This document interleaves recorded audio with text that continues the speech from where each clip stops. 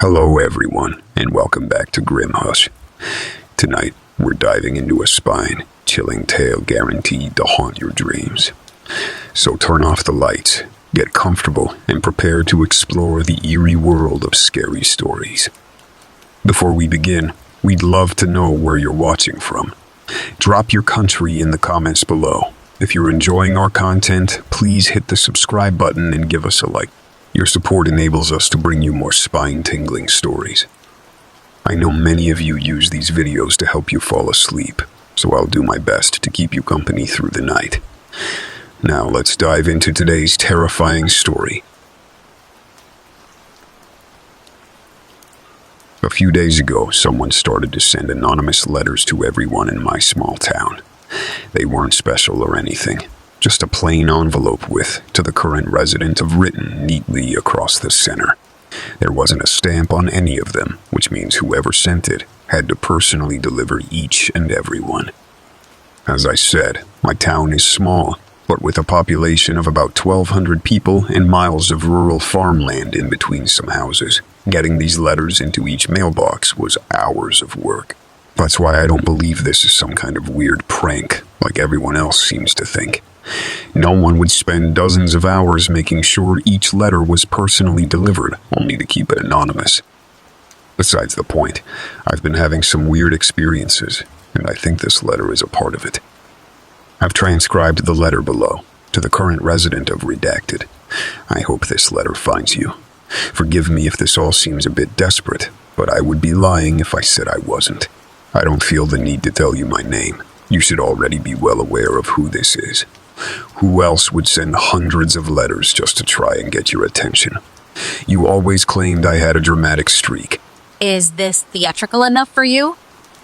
I know you think I should have moved on by now, gone back to my normal life. But once you are shown the galaxies, stargazing seems so painfully dull. Besides, a girl never forgets her first possession. I know we agreed not to use that word, my dear, but I can't find the right words to describe what we were. Not in any human language, that is. I think that is one of the things I miss the most. The way your voice would whisper words to me in sounds that nobody could ever even attempt to imitate. Some nights, when I miss you more than what I think is left of my soul can bear, I try and make those sounds, but nothing comes out. You stole that from me when you left. I remember being so afraid in the beginning, losing time and finding myself in places I had no memory of going to. One moment, I am in school, staring lifelessly at a chalkboard, and then hours have passed, and I'm suddenly in my bedroom without any recollection of what happened between those two moments. Then my body started to feel as if it was burning. I would sit naked, choking on ice cubes and drenching my skin with cool water, but nothing helped. I should have realized it was you sooner. I should have known your touch would always set my skin alight. That was when Mother demanded she take me to the doctor. I know now that that made you furious, but in the moment, I was nearly delirious with fever. I couldn't sense you in the back of my mind. It's funny, I never noticed that little hole in the back of my brain before you filled it. Now it sits there aching in the emptiness. I know you must be drinking in the wine of my misery, but I would hope that you can continue reading this before getting drunk off my pain as you are wont to do. By late August, Mother had called in Father Bishop. Do you remember the names you used to make me call him? At first I was so embarrassed to be using such language in front of a man of God, but you showed me how to delight in his abject horror. By the third day of what was a sorry excuse for an exorcism, I didn't need you to tell me what to say. I could string together the foulest words imaginable. That was the first time I ever heard you laugh. I thought it was the most beautifully haunting sound in the world. I still do. By October, I'm sure you remember that Father Bishop was gone. One wrong step left down the stairs. Then he was at the landing, his spine jutting out from his neck like a railroad spike under his skin. If it weren't for you, I wouldn't have seen the beauty in it. Without you, I may have never truly met myself. But standing at the top of the stairs, my arms stretched out in front of me. That is when I fully became the person you wanted me to be, the person I was always meant to become. Mother and Father, of course, had to be disposed of. Father had an unfortunate accident when his cigarette slipped and ignited on his whiskey-soaked beard. Mother, of course, being the dim-witted woman she was, decided to bake my birthday cake with peanuts, even though she had been known to have an allergy all her life. Perhaps she could have called for help, but her throat swelled up so suddenly, I'm not sure what more could have been done. By 18, you and I were living an extraordinary life, bouncing from city to city on railways, taking whatever we needed and stealing the rest. With each death, I became faster, smarter, and more bloodthirsty. You, my darling, drove me to the darkest places of myself, and there is where I finally found comfort. Peeling the skin off the face of the man who offered me $4 to sleep with him. Chewing off the fingers of the shopwoman who accused me of stealing, which of course I did. For a few years there, you and I were truly free, living out our most depraved fantasies. Those were the best years of my life. You know where this ends, don't you? It ends somewhere outside of Missouri, my hands deep inside the man's gaping hole of shotgun wound. I don't think I will ever forget how the entrails wrapped around my finger like a wedding ring.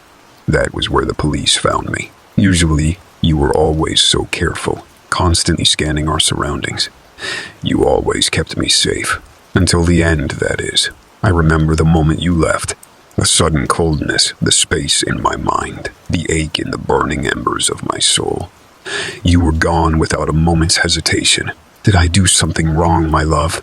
I spent those first few hours in the police station screaming out in pain for you, but you never came.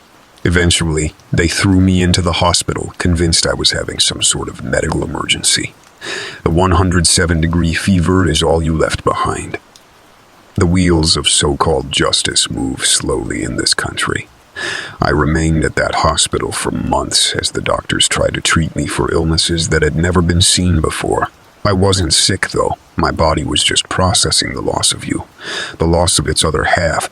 Meanwhile, the police started to piece together the fabric of our life together. A dismemberment in Tuscan, a disembowelment in Boston. I'm not sure we were even guilty of some of the charges. But all that time spent together began to slip into itself. The memories fucking over like a bathroom mirror. My lawyers plead insanity, of course. I had no reason to lie. I told them the truth, and they chose to believe what they wanted to of it. I was young, maybe 20 or 20. When by the time they decided that incarceration in an asylum was the best course of action. So, I rotted away in there for nearly 6 decades before they released me on what the doctors called compassionate release. I'm dying, obviously, but at an accelerated rate. I will only share the details once we meet again. You know what they say, leave him wanting more. I knew I had to find you again before my time ran out. It wasn't hard to track you down. It looks like you and I are doing the same thing. We are both going back to where it started. You, my dear, have not changed one bit. All I had to do was follow the headlines back to this dusty town. Maybe you already know I'm here. Maybe you can sense my presence the way I can yours. Perhaps you are trying to wait me out and see who will break first. Getting back together with an old flame can be a bit of a game of chess, I hear. I've decided to break the standoff first. If you won't show your cards by making yourself known, I will just have to search each and every person until I find you. I don't have long left, my darling. The truth of the matter is, I have a few months at most, but more than likely, we are left with only a few weeks to be together. Before I die, I only want to be with you. One last hurrah, one last time to feel the fire of your touch, the hypnotic melody of your voice. One last time for you to take my hand and wash my body in the blood of our sin. I will wait, my love, our sin. I will wait, my love. Yours eternally. That's where it ends. Whoever sent it didn't sign their name, although that isn't much of a surprise. I want to write this off as a hoax or something stupid like that. I really, really wanted to believe this isn't real, but I can't. I can't pretend like I don't know what this letter means. I started to lose time. It wasn't a lot at first. A few minutes, maybe 20 at most. It was enough time that I noticed, but I rationalized it. But yesterday I lost a whole hour. I was in the grocery store looking at the pasta selection, and then suddenly I was home. Then today on my way to work, I blink, and suddenly it was the middle of the afternoon, and I had 3 missed calls from my boss wondering where the hell I was. When I got home, I was hit by a sudden wave of exhaustion. My vision went fuzzy, and I collapsed in the hallway. My boyfriend found me there an hour or so later when he got home. He said I was burning up with a fever, but our thermometer must have been busted because it came in at 107 degrees. And now as I sit in our kitchen poring over this letter that was slipped under our door, I can feel the most painful heat building up in my fingertips. I swear the paper was burnt where my fingers had been. I can't risk that this letter is some kind of joke. Not when I am physically starting to feel like whoever it was that wrote this letter felt before. I don't want to think about it. I'm not a violent person. I'm not a criminal. I won't be. I can't be. How the hell do you stop a possession once it's already begun? I don't know what to do. I'm not a religious person, but do I pray? Someone please help me. Please, for the love of all that is holy. Someone tell me what to do. I'm so scared. I can't become a monster. I can't become a demon.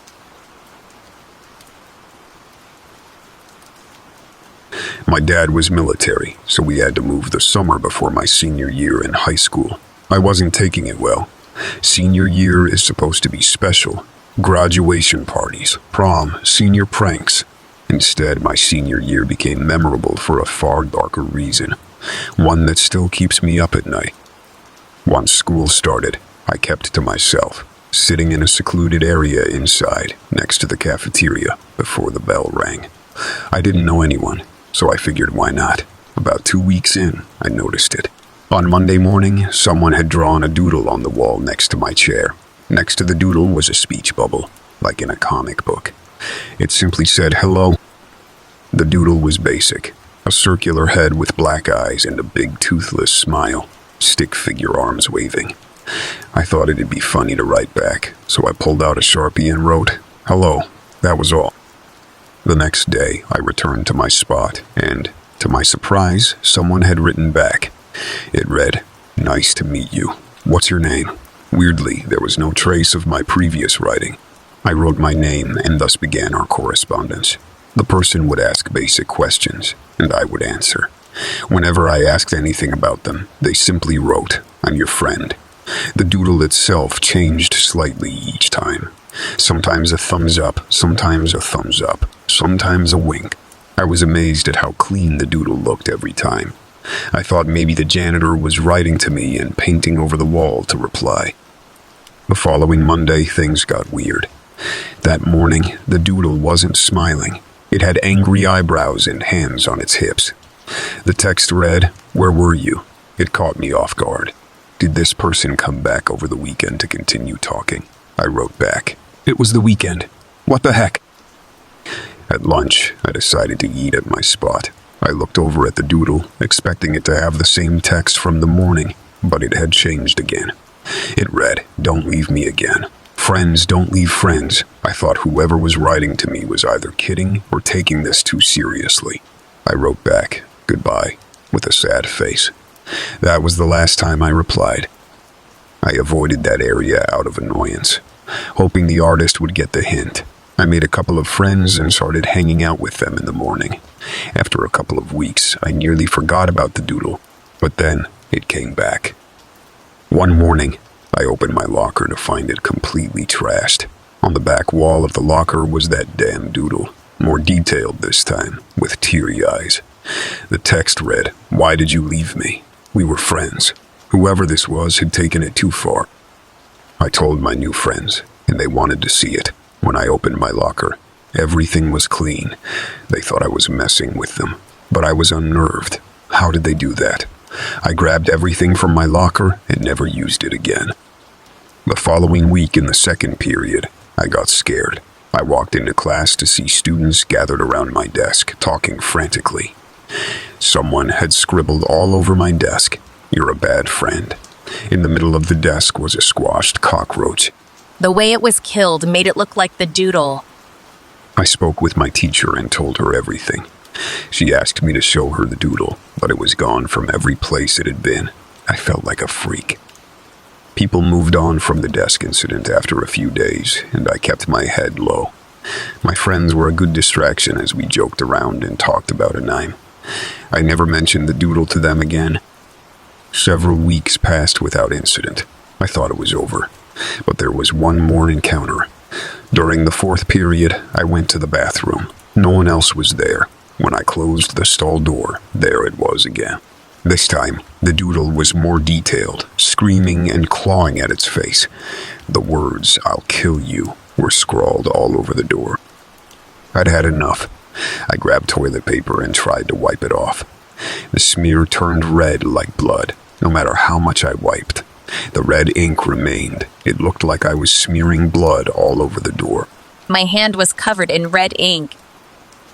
I ran to the sink, but the more water and soap I used, the larger the red stain became. I looked like my hand was bleeding. I grabbed a paper towel, but it just stained it. The stain made me run home. The paper towel had the doodle's screaming face in red ink. It took a long time to clean my hands completely. I now hated going to school.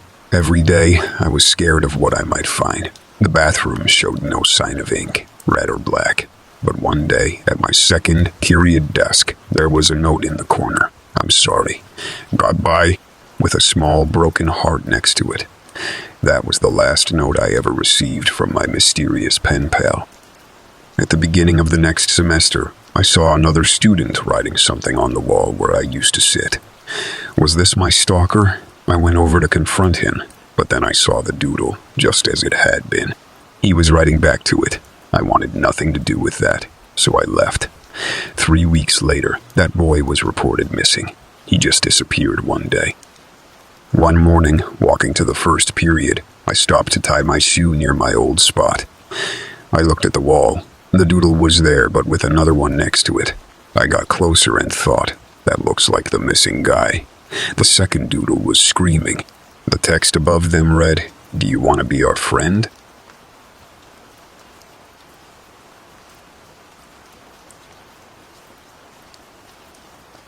I investigate cults by living amongst them, but I think I've taken things too far this time. My morbid fascination for cults began long ago when I was a young man hearing about a terrible incident in which a great many people die. Now, I naturally felt immense sympathy for the corrupted minds and souls lost that day, but something in me yearned to understand the psychological aspect of it all better. The years went by, and my interest only grew with the satanic panic of the 80s and 90s. Eventually, though, I found my calling. I decided I wanted to quietly investigate cult psychology by embedding myself within them. Or as any normal person would say, I joined a bunch of cults. It started small, religious kind of stuff. Groups similar to Scientology. These were a good starting point because their collective basis was somewhat still grounded in reality. Not that I was ever the spiritual type, but I could see the appeal even if to someone like myself, the ideas posited remained completely ridiculous. Through the years hopping from religious cult to religious cult, I learned a great deal about why people gave everything they had up to join these groups. Now, you might have already guessed the answer. But seeing it and being able to walk into a room of devotees and feel its thick, choking presence in the air made it so much more real. Fear.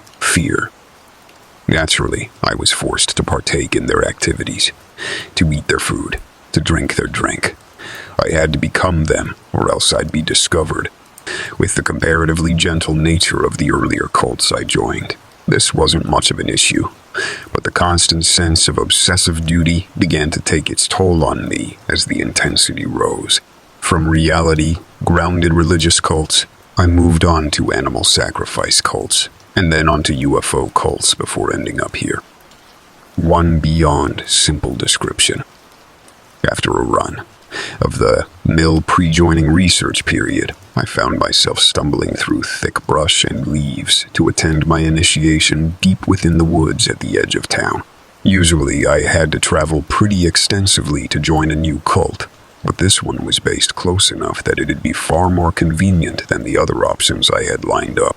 The thought of having my own bed to go back to every once in a while rather than living in their commune indefinitely sounded nice too. Eventually, I came across a group of young-looking men and women standing in a large circle with interconnected hands. A stone was seemingly suspended in the air just above a raging campfire, and a man stood next to it with his back to me. Without turning, he spoke. "I see our latest brother has arrived. Welcome to our blessed commune." "Thank you. My name is—" "No names," he retorted midway through my sentence. "Well, okay. I'm glad to be here. What would you like me to do?" I was familiar with initiations, and the audience surrounding me suggested it'd be more of the same. Taking an oath, reading some words from a scroll, repeating a phrase from a long, forgotten language. That kind of thing. The man still stood with his back to me and commanded me to walk closer to him, closer to the stone above the campfire. As I walked, the carvings on the stone became clearer to me. It was a face, and not one that was human either. "Take this dagger and draw blood." Oh, I'd never been asked to give blood to whatever idea I'd be pretending to worship before. I felt like I was in a bad horror movie, and I loved it. The sharp tip of the blade he handed me behind his back pierced the skin across my palm, and I grimaced before he finally turned to me. He was as young as the others in the circle around me, and yet the look in his eyes was one of a weathered man. Someone who'd seen a lot, done a lot. "Provide the stone with your offering," he spoke whilst his eyes obsessively followed mine. Crimson, red blood dripped down into the crevices of the carving before me, and eventually onto the fire. My train of thought was interrupted by the cult members around me breaking into a collective hymn. I tried to make out what they were saying, but it was all unintelligible. Part of me thought it must have been the language of whatever entity they were worshipping, but it didn't sound like any language at all. Then they began to walk away, backwards, creating more distance between me and them, yet never breaking eye contact. The chanting grew louder and louder, and the structure of the circle remained as it had been, the leader traveling in the middle along with the suddenly mobile fire and stone. Part of me wanted to follow, but another, more instinctual part screamed at me to accept their departure. I shouted out, though, in an effort to understand what they were doing, where they were going. It yielded no results, and before long, I was standing amongst the tall trees and whistling wind, completely alone. Thankfully, I managed to make my way home from those woods. I've come to find out that I brought something horrible along with me. I spent the next few days trying to find out anything beyond what my initial research into the hometown cult. As I've come to refer to it, revealed. With no contact from the people in the woods, I was left to my own devices and scoured the internet for anything that might have helped. Eventually, I came across something. Not much, but something. A newspaper archive from 127 years ago details the mass disappearance of every 35-year-old in the town. Supposedly, there had been 37 of them all those years ago, and the townsfolk woke up on the morning of June 27 to find they were all missing. Children walked into the bedrooms of their parents to find sheets strewn on the floor, and wary husbands awoke to their sleeping wives no longer by their sides. Rumor at the time had it that their personal effects were found in a circle deep within the woods at the edge of town, just like the circle I'd seen. I tried to glean some context into the investigation and what happened next from later editions of the paper, but had no luck. It was as if there was a single mention of the incident, and then it too disappeared. Within a few days, and without much progress beyond the newspaper I'd found, my mind drifted away from the topic, and I found myself looking forward to a little break from my cult. Investigating facilities. My ignorant bliss didn't last long enough, though, unfortunately. Before long, a sense of duty began to envelop me, call out to me. I began to hear the hymn of the circle and the blood-soaked face of the stone entity in the dreams. Its face became engraved onto my mind, and it would just be there, present always. I'd never been a person with a troubled mind, even given my escapades into mass psychological delusions. But the hymn grew louder, clearer. It wasn't incomprehensible any longer. And the things it was telling me were terrifying. The fear enveloped my every waking moment, and my every dreaming moment. Perhaps I should have known my little hobby would someday move beyond delusions of salvation, move into real-life pain, torment. It wanted me to hurt myself, to give my life away as I'd pledged. What the fuck? What the fuck? What the fuck? I thought before finally realizing my little blood offering was far beyond the realm of simple initiation. I'd stumbled across my first human, sacrificial cult. The hymns drown out the outside world now. They command me, and I obey. Part of me remains afraid, but fear can be drowned out too. Yesterday, the hymns chanted something nice to me for the first time. Happy birthday to you. 35 was always going to be a big year for me.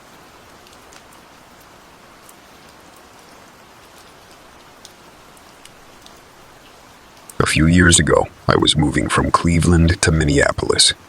It had been the worst year of my life. The man I'd been dating for the past 3 years had been involved in a scam and squandered most of our joint savings along the way. Shortly after, I lost my job. I just couldn't keep up with the pressure of finding a new place and surviving on breadcrumbs, and I just broke down. So I decided to start over in Minneapolis. I had a couple of friends who offered me a couch to crash on for a couple of weeks. I was looking to get a new job and start over fresh. I got on a Greyhound with nothing but 2 suitcases and a handful of unread Dems. It was a long trip. Most people stepped off in Chicago and Milwaukee, so for the final stretch of the trip, there were only 2 people left, me and a passenger sitting right across from me, a man in his early 60s. He had a kind face and spent most of his time sending messages to his friends and family. I got the impression that this was some kind of event for him. He had a fanny pack with snacks, an extra battery for his phone, sunscreen on the tip of his ears, and a pair of Ray-Bans resting on his trucker cap. I talked to him a little. His name was Noah. He was heading home after a long consultation job out of state. He was some kind of environmental lawyer. He was all about public transportation and reducing the carbon footprint. I could tell he was a jubilant fellow. I don't know a lot of people who speak so highly of their job. About half an hour from our destination, the bus suddenly lurched. There was someone standing in the middle of the road, and the driver had done his best to steer out of the way. I saw a brief silhouette of someone small go by the window, possibly a child. Moments later, we were thrown into a ditch, and the bus tipped over. In the blink of an eye, all turned to chaos. I was thrown out of my seat like a slack-necked doll, and there was this awful metal groaning noise. The side of the bus was torn open. Suddenly, the world was still. My mind was spinning. I barely made it off the bus before I hurled, my inner ear screaming at me to lie down. Everything felt different. The air tasted metal. We'd driven straight into a field, leaving a long trail of bent grass and wild blue sunflowers behind us. As the engines of the bus died, all that was left was the flapping of moth wings. Looking back at the road, there was no one there. I couldn't see Noah or the bus driver. I picked up my phone and called the police without a second thought. I felt disoriented, and the strangest details stood out to me. Like how often do you stop to look at the shape of your phone, or stop to think about the actual code you used to unlock it? While still on the phone, I was asked by the operator to check if everyone was okay. I moved to the front of saw the driver's seat empty, and rounded the corner. "Can you see them?" the operator asked again. "Is everyone all right?" I heard the noise before I saw them. This thick, meaty squish, the tearing, clicking teeth. The kindly-looking Noah was sitting a bit further out in the field with a streak of blood trailing him. He was cradling the driver in his arms, slowly biting off pieces from the side of his head, hair and all slurped up like spaghetti. It looked almost serene, like a grazing antelope. "Excuse me, miss," the operator repeated. "Can you see them?" Yes, I whispered breathlessly. "Yes, I do." "Is everyone all right?" Noah looked up at me with complete disinterest. For a moment, His eyes met mine, and he was as calm as ever. There was no panic, no regret, nothing. Like a dog enjoying a meaty bone. "No," I wheezed back into the phone. "No, we're not all right." Yes, he'd killed and eaten that man.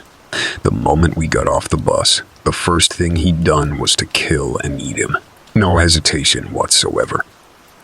For a good 15 minutes, I just stood there watching.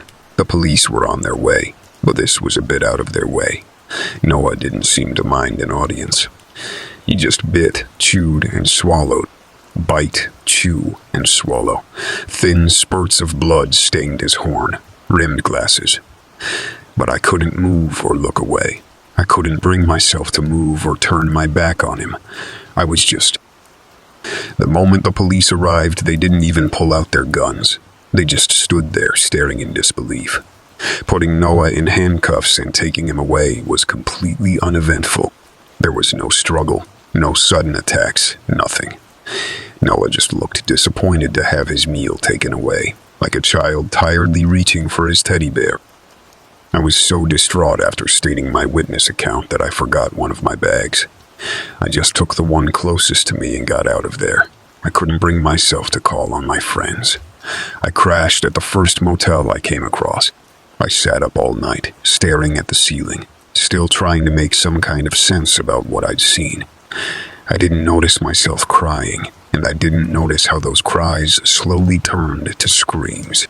I just lay there, head empty, screaming into a cheap, tear-stained motel pillow. Over the following weeks, I settled into a new place, a new job, and a new life. Everything was different, but in ways I hadn't anticipated. I felt like an alien, as if the world had shifted, like I'd seen something not of this earth. Some of the most mundane things felt strange. Eating a sesame seed bagel at the cafe down on the corner felt like ashes in my mouth. All I could think about was teeth, tearing, ripping, curious eyes looking my way. But looking past all that, there was something else that kept crawling back into my mind. Just how awful I was at judging someone's character. How I hadn't noticed the scam my ex had been wrapped up in, costing us our savings. I hadn't noticed how I was neglecting my work to the point where they had to let me go. And now this, how I couldn't see that the friendly Noah on the bus had been ready to eat a living person at the drop of a hat. It didn't add up to me. How do you miss something like that? I was one of the witnesses called in the trial that followed. I hoped it'd be a chance to finally put it all behind me. I said my piece, and I stayed to watch the proceedings.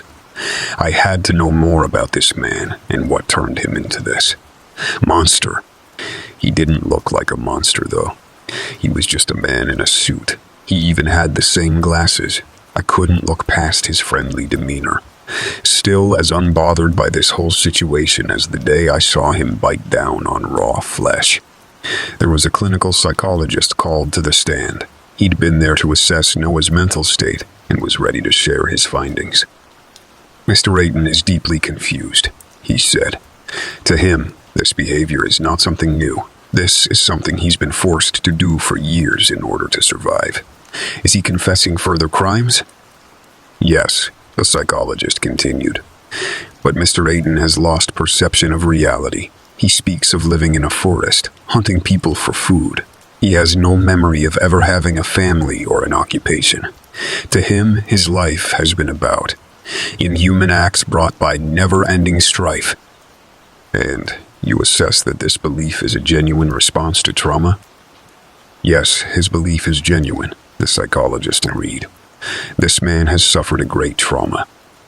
There was a short pause as the psychologist checked his notes and adjusted his glasses.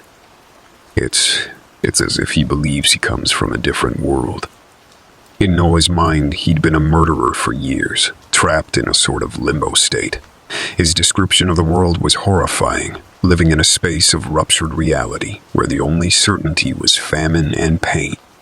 He'd taken refuge in what he believed to be the shell of an abandoned bus.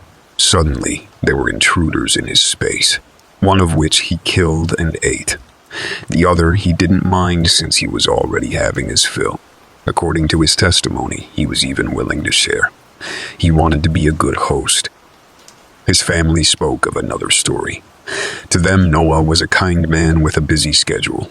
There were pictures of him coaching his son's basketball team. He'd recently celebrated 30 years of marriage to his wife, which he loved dearly. To them, this was an unreal nightmare. There was nothing in his history pointing to this kind of madness. Something happened, they said. Something must have happened on that bus. I hate to admit it, but I agree. It just didn't make sense. I'm not sure what happened to Noah. There was a lot of talk behind closed doors, and most of what was said stayed there. The papers didn't say a lot about it. There was mention of a case of mutilation, but every report about it was vague. It's as if no one really wanted to report it.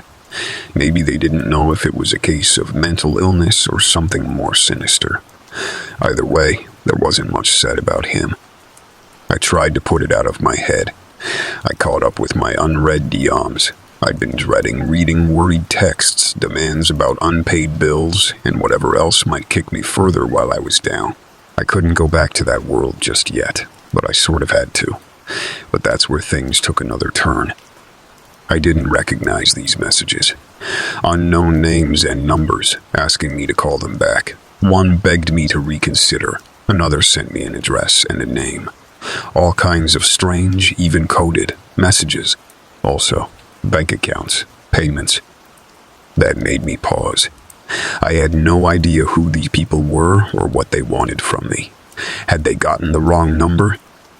I remember my second bag. I'd only brought the one, which I'd stashed away in my bathroom. I hadn't opened it since that night. And the second bag, well, I still hadn't talked to the police about it. But I decided that before I did anything else, I ought to at least unpack what little I'd brought. Even though it might be stained with blood or worse, I couldn't bear the thought of it. But opening the bag, well, there was nothing of the sort in it. It was my bag. I was certain of it. But there were no clothes or keepsakes.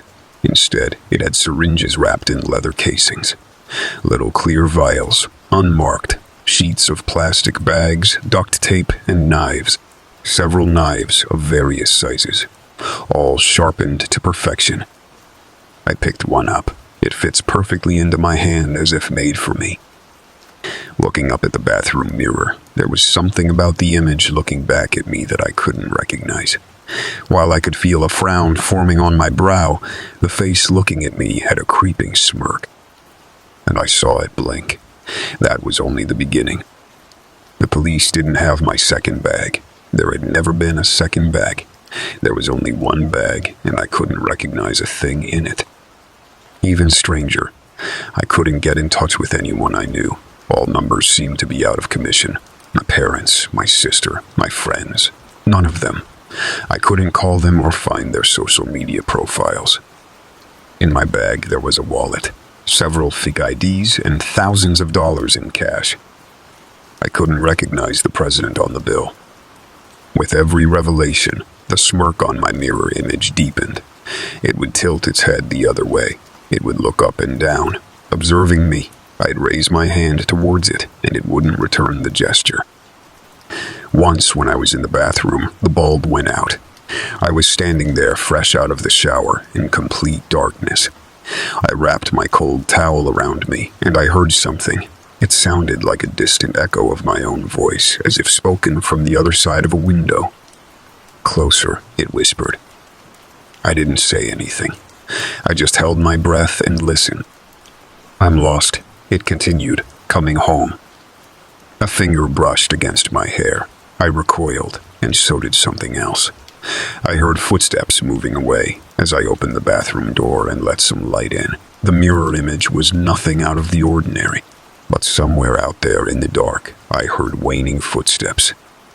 With every message I received, it was becoming increasingly clear that people were expecting something of me. That I'd move somewhere, meet someone, do something. I was asked about my equipment, about places and times.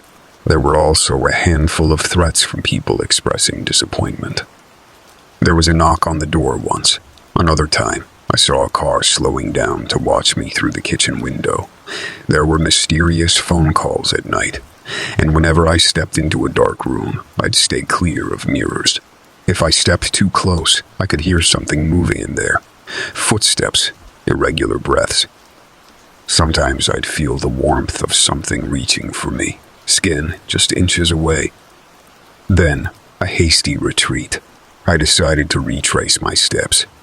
After all, Noah Aiden had been a family man before we swerved off that road. But what the hell had I been?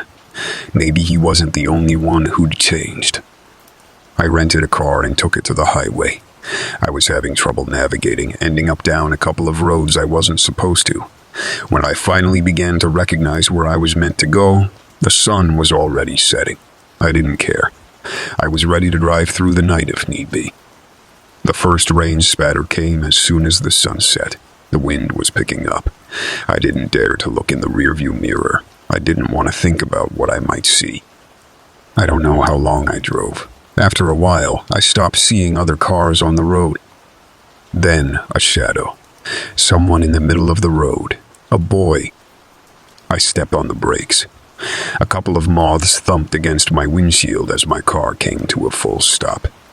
I caught a glance at a side view mirror, only to see a hand reaching out. I blinked it away. I got out of the car and looked back down the road. I could still see the silhouette of a boy walking away, just like that night when the bus swerved off the road. This had to be connected. It just had to. I left my car running by the side of the road. "Wait," I called out. "Hold on." He didn't stop. I was catching up, but as it turns out, I wasn't the only one. As I got closer, other figures emerged from the rain. Some of them looked like me. Others only held a vague resemblance. A select few were identical. Further out, there were other figures. Some were impossibly tall, others barely even human. We all looked at one another, our heads turning in unison. Left, right, left, like a ripple of thought, forcing us all to do the same. A collective impulse. "I want my knives back." A voice breaking through the rain. I didn't have to turn around to know who it was. I'd seen her in the mirror dozens of times by now. But this time, her voice was unhindered. There was no mirror in the way. I could feel her staring at me.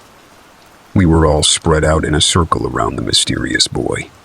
A sort of beacon we'd all gathered around. And the closer we got, the stranger things became.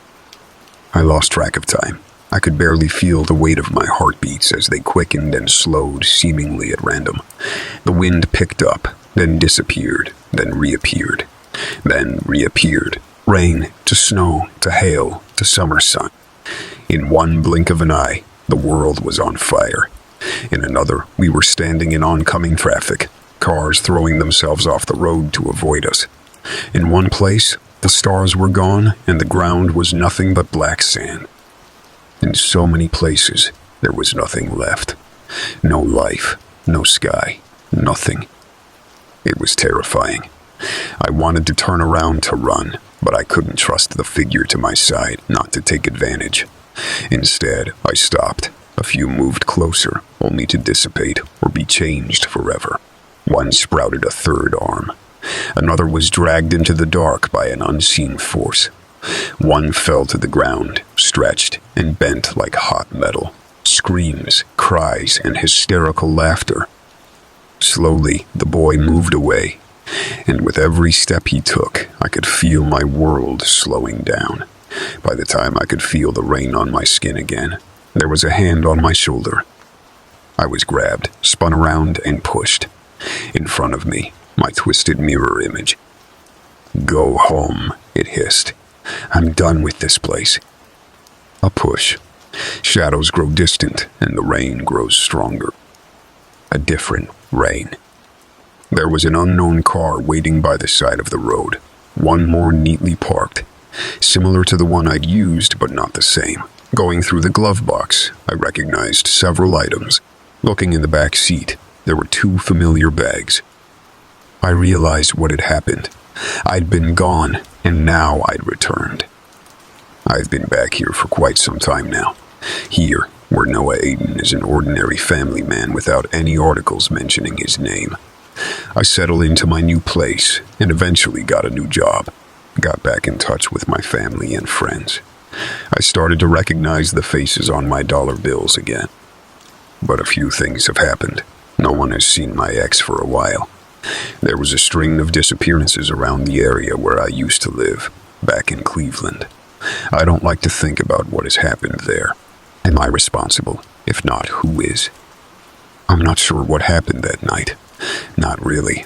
I think we got too close to something we shouldn't, and what little sense we make of this world got mixed up. I can't help but to look a little longer at mirrors. I lean my ear in to listen, making sure I don't hear anything. I turn my head back and forth, making sure the image follows. So far, it does. But I sometimes get the sense that it doesn't. Maybe in the dark, when I can't look as closely. If you find yourself near a strange sunflower field, keep your eyes on the road. Slow down. And if you do get a little too close, watch your surroundings. Check your bills. And in more ways than one, know your place.